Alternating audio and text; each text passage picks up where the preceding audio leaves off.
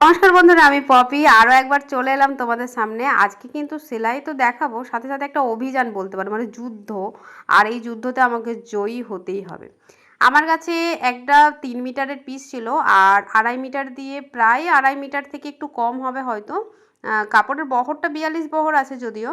তো 2.5 মিটার কাপড় দিয়ে কিন্তু আমি একটা ধুতি প্যান্ট আমি ক্লাসে দেখিয়েছি। আর 3 মিটার যেহেতু ছিল, তাই বাকি কিছুটা কাপড় আছে আমার কাছে, যেটা দেখতে পাচ্ছ আমি হলুদ রঙের পেরে রেখেছি মেঝের মধ্যে। তো সেটা ওটা দিয়ে না আমাকে একটা শর্ট কুর্তি বানাতে হবে, মানে মাথায় আমার ভূত চেপে যায় যেরকম, না সেরকম একটা, মানে আমাকে করতেই হবে এর মধ্যে। চলো এটা নিয়ে আজকে অভিযান শুরু হলো। তো দেখা যাক ফাইনালি কিভাবে আমি করলাম, সেটা আমি তোমাদের সাথে শেয়ার করছি আজকে। তো এখানে দেখো, আমি তো ডাইরেক্ট যদি কাপড়ে কাটি তাহলে তো একদমই সেটা সম্ভবই নয়। তার জন্য কুর্তিটাকে আমি প্রথমে না আগে পেপারে কাটিং করলাম, আর লেন্থ কিন্তু 30 ইঞ্চি রেখেছি। তাহলে ভাবছো তো, মাত্র মানে 1 মিটারও নেই পিসটা। যেহেতু কাপড় 42 বহরের ছিল, তো তার কারণে হয়তো হয়েছে, কিন্তু সেটাকেও আমি কত রকমভাবে করেছি সেটাই তোমাদের সাথে শেয়ার করব। তো চলো, এখানে আমি কুর্তির যে ফর্মাটা প্রথমে কাটিং করি, নর্মালি যেমন কুর্তি কাটিং করে সেরকমভাবে। এবার কাপড় ভাঁজ করার মানে পদ্ধতি দেখো কত রকমভাবে ভাঁজ করা যায়। মানে আমি কোনো রকম ছাড়িনি কি কোনোভাবে, মানে কোনভাবে ভাঁজ করলে আমার এটা ঠিকঠাক আসবে। কিন্তু আমার কাছে কাপড় তো মাত্র এইটুকু, এর মধ্যে কিভাবে আসবে আমার মাথাতে কিছুই আসছে না। তবুও কিন্তু আমি হাল ছাড়ছি না, আমাকে করতেই হবে এরকম একটা ব্যাপার, আর এইটুকু কাপড়ের মধ্যে করতে হবে। তাই 2 রকমভাবে ভাঁজ করে দেখলাম, আমার কিন্তু আর আসছে না। তো চলো এবার আমি দেখো এভাবে ভাঁজ করেছি, করে না এবার টপ কাটিংয়ের মতন মানে মানে ভাঁজ করার চেষ্টা করছি। মানে একটা বুদ্ধি এলো মাথায় কি এরকমভাবে যদি করা যায়। তো চলো এখানে আমার পেপারটা এইভাবে বসালাম, বসিয়ে কিন্তু আমি চিন্তা ভাবনা করে নিয়েছি কিনা আমাকে এইভাবেই করতে হবে এখান থেকে, আর সাইড থেকে যে কাপড়টা বাসে সেটা আমি নিচের দিকে জয়েন করব। এরকম চিন্তা ভাবনা নিয়ে কিন্তু আমি কাটিং শুরু করে দিলাম, আর কাটিং ডাইরেক্ট করে দিলাম, কি যা হয় হবে, চলো আমারই তো কাপড়, যা হয় হবে।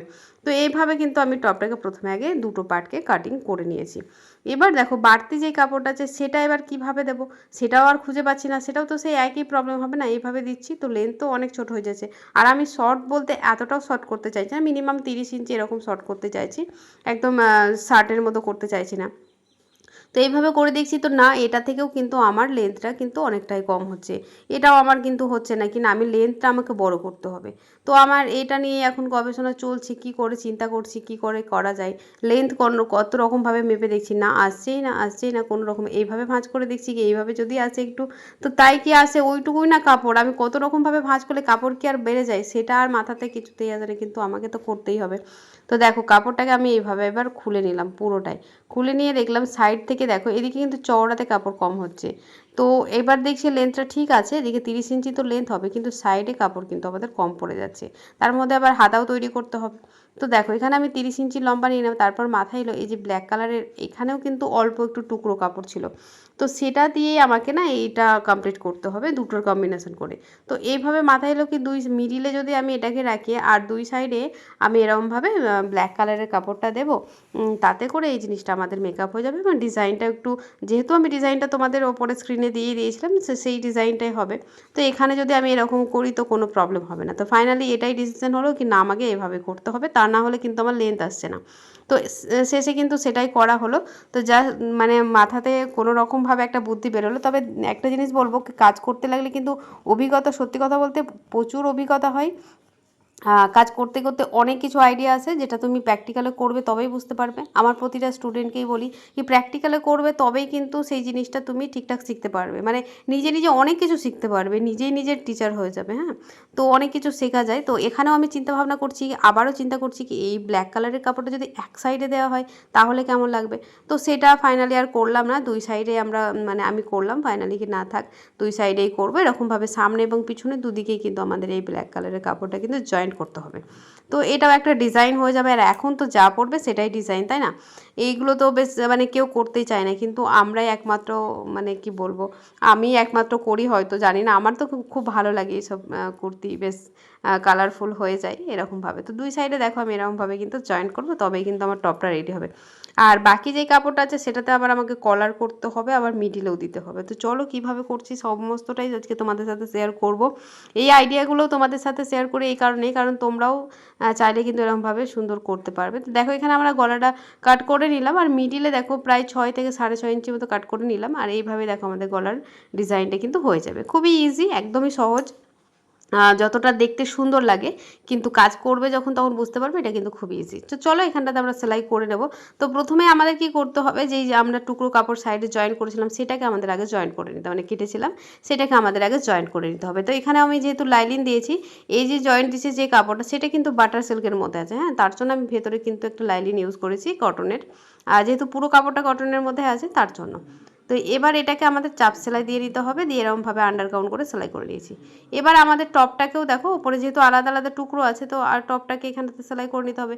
আর আমি সামনের টপে শুধুমাত্র লাইন দিয়েছি, পিছনে দিইনি। সুতির মধ্যে না দিলেও হতো, কিন্তু আমি সামনের পার্টটাতে শুধুমাত্র টপটাতে কিন্তু আমি লাইনিং ইউজ করেছি।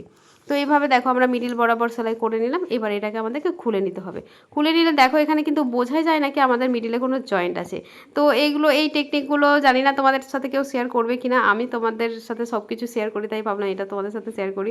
তো চলো এখানে আবার যেই টুকরো কাপড় যতটুকু ছিল ব্ল্যাক কালার, এখানে আমাদের কলারে দিতে হবে। তো কলারটাকে দেখো আমরা এভাবে খুলে নিলাম, তারপরে দেখো এরকম বরাবর একদম এখান থেকে প্রায় 2 ইঞ্চি, মানে আমাদের শোল্ডার যা আছে 2 ইঞ্চি এভাবে নিয়ে তার জাস্ট ওপর থেকে এরকমভাবে মার্ক করে নিলাম। আর এখানে যে গলার যে আমাদের ড্রয়িংটা করা আছে এরকমভাবে, সেটাকে এখানে দিয়ে নিলাম। এবার ওইটুকুকে আমাদের কাট করতে হবে। একদমই ইজি। দেখো আমি প্রত্যেকটা মেয়েকে কিন্তু খুবই ইজিভাবে সেলাই শেখাই, যেটা ইজিভাবে সেলাই শিখিয়েও কিন্তু খুব ভালো মতন ফিটিংস এবং ফিনিশিং হয়। তো তোমাদের আর একটা কথা জানিয়ে দিই, যেটা হচ্ছে অনলাইন ক্লাস কিন্তু শুরু হচ্ছে। তোমরা যদি এরকম ইজি প্রসেসে এবং খুব তাড়াতাড়ি সেলাই শিখতে চাও, তাহলে কিন্তু এই ক্লাসগুলো তোমাদের জয়েন করতে হবে। তো যেটা জুলাইয়ের 2 তারিখ থেকে স্টার্ট হচ্ছে, সেটা হচ্ছে তোমার ফুল কোর্স, যেখানে তোমাদের প্রথম থেকে সেলাই শেখানো হবে। আর 10 তারিখ থেকে যেটা হচ্ছে সেটা হচ্ছে কুর্তি ক্লাস, যেখানে তোমরা বিভিন্ন ডিজাইনার ড্রেস শিখতে পারবে একদম সহজ সরল পদ্ধতিতে। 3 মাসের কোর্স থাকবে, 2000 টাকা ফিস থাকবে দুটোতেই। তো দেখো এভাবে কিন্তু আমাদের কলারটা দেখো রেডি হয়ে গেল। এবার এটাকে আমাদের চাপ সেলাই দিয়ে ওখানে হেম সেলাই করে নিলে দেখো এখানে ব্ল্যাক কালারে কিন্তু আমাদের এই যে ডিজাইনটা চলে এলো। বুঝতে পারলে কতটা ইজি?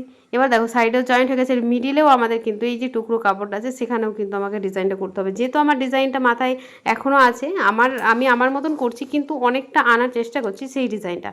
তো সেই ডিজাইনটা নিয়ে আসার জন্য আমি এরকমভাবে দেখো মিডিলে ওইটুকু দিয়ে নিলাম। তারপরে এখানে লেস দিয়ে একটু হাইলাইট করেছি। তো এরপরে কিন্তু আবার একটু চেঞ্জ করেছি, লাস্টে গিয়ে দেখবে কি আবারও আমি চেঞ্জ করেছি। মানে এখানে মিডিলে এই ব্ল্যাক কালারটা দিলাম, তারপরে মনে হচ্ছে কি এটা কি ভালো লাগছে, ওই ড্রেসটার মতো তো এলো না। তো তার কারণে আবারও আমি লাস্টে গিয়ে চেঞ্জ করেছি, তোমাদের সেলাইয়ের সময় আর দেখানো হয়নি। পরে গিয়ে আবার চেঞ্জ করেছি কি না এটা ভালো লাগছে না, এটাকে আবার একটু চেঞ্জ করা যাক। তো সেইভাবে করেছি। তো এখানে দেখো শোল্ডারটা জয়েন্ট করে নিলাম, জয়েন্ট করে নিয়ে হাতা লাগাতে হবে। হাতার জন্য তো কাপড়ই নেই, এত অল্প একটু কাপড় বেঁচেছে সাইড থেকে তোমাদের দেখাচ্ছি। তো এই টুকরো কাপড় দিয়ে আমাকে এবার হাতা বের করতে হবে। যেহেতু আমি স্লিভলেস অত পরি না, মাঝে মাঝে পরি, কিন্তু খুব একটা পছন্দ নয়। যাই হোক আমাকে হাতাটা লাগাতে হবে। তো সেই কারণে আমার হাতার এই যে টুকরো কাপড় ছিল এইগুলোও কিন্তু জয়েন্ট আছে, হাতার মধ্যেও কিন্তু জয়েন্ট আছে। সেই জয়েন্ট দিয়ে কিন্তু আমি হাতাটাও রেডি করে নিয়েছি, আর ব্ল্যাক কালারে দেখলে মিডিল ওটাও দিয়ে নিয়েছি। তো এই হয়েছে আমাদের হাতা লাগানো। হাতা লাগিয়ে ফিটিংস দিয়ে নিলে কিন্তু কুর্তিটা রেডি হয়ে যাবে। তো তারপর তোমরা যেমন নর্মালি আমরা ফিটিংস দিই কুর্তিতে, সেরকমভাবে ফিটিংস দিয়ে নেবে, তাহলেই হয়ে যাবে। তো এই হয়ে গেল আমাদের আজকের যে অভিযান, মানে 1 মিটার কাপড়ে আমাদের কিভাবে একটা কুর্তি বানাবো, শর্ট কুর্তি, সেটাই আজকে তোমাদের সাথে শেয়ার করলাম। কেমন লাগলো এই অভিজ্ঞতাটা অবশ্যই জানাবে।